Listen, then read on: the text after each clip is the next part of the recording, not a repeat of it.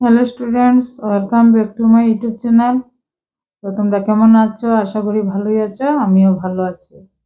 তো তোমরা যারা আমার এই চ্যানেলে নতুন, অবশ্যই চ্যানেলটাকে সাবস্ক্রাইব করবে, আর যারা অলরেডি সাবস্ক্রাইব করেছো তাদেরকে অসংখ্য ধন্যবাদ।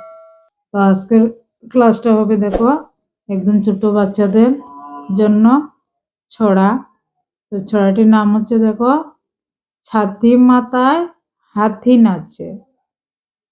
ছাতি মাথায় হাতি নাচে, ঢোলক বাজায় বাঘ, গাধা গুড়া নাচ ধরেছে, গান ধরেছে ছাগ।